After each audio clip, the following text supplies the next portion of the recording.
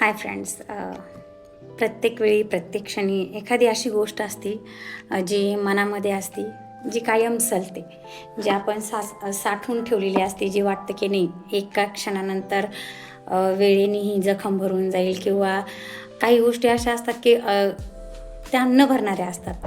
आपण किती म्हटलो की नाही हे असं झालं ना तर ते व्यवस्थित होईल बरं का, ते तसं झालं ना तर ते व्यवस्थित होईल बरं का, पण त्या गोष्टीला चान्स देऊनही ती गोष्ट कधीच पूर्ण होत नाही.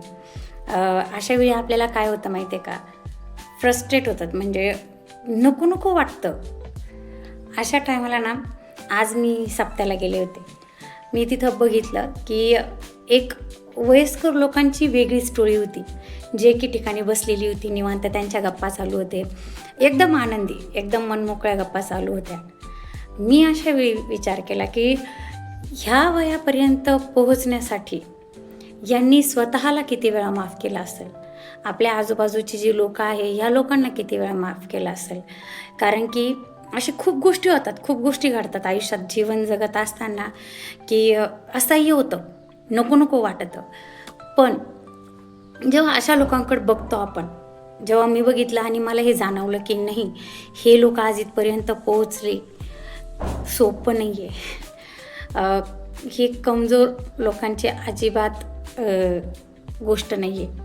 कारण की आजकाल आपण बातम्यांमध्ये बघतो की इकडं सुसाईड झालं, तिकडं सुसाईड केलं, आत्महत्या झाल्या. हे सगळं का होतं की चिंता, कायमचा ताण, कायमच्या ह्या गोष्टी ज्या असतात त्या ह्या लोकांना मनात असं आलं की ह्या लोकांना झाले नसेल का, हे सगळे प्रॉब्लेम ह्यामधून हे लोक गेले नसतील का?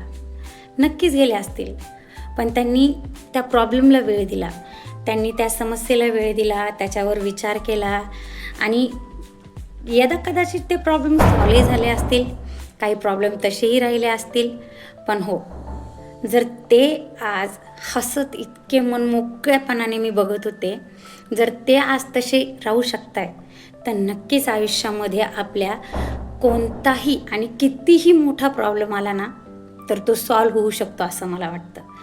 कारण की मला हे म्हणजे हे जाणवलं की जवळजवळ सगळ्यांचे प्रॉब्लेम सेम असतात, इथून तिथून.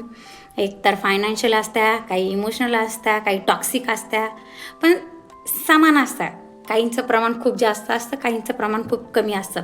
जसं विद्यार्थ्यांचं असतं की पेपर आल्यानंतर अचानक अभ्यासाचा लोड खूप वाढतो, तसं एखाद्या गोष्टीचं टेन्शन आल्यानंतर, एखादा प्रॉब्लेम क्रिएट झाल्यानंतर होत असेलही.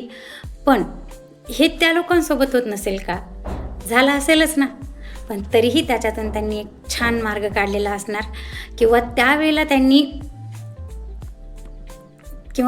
त्यांनी स्वतःला तो वेळ दिलेला असणार आहे, किंवा त्या परिस्थितीला ती वेळ दिलेली असणार आहे, आणि त्याच्यातून ते बाहेर आलेलं असणार आहे. सो मला असं वाटलं की कुठल्याही गोष्टीच्या टोकाला निर्णय घेण्याच्या अगोदर आपल्या आजूबाजूला वयस्कर लोक बघा, आणि त्यांच्याकडे बघून हाच विचार करा की जर हे सगळ्या समस्यांना तोंड देऊन आज इथपर्यंत आलेले आहेत, तर आपण का नाही? आपणही जर असंच केलं तर आपणही नक्की पोहोचू शकू, कारण की आपल्यासमोर ते जिवंत उदाहरण असतात. तुम्हाला काय वाटतं हे मला कमेंट सेक्शनमध्ये नक्की सांगा. थँक्यू.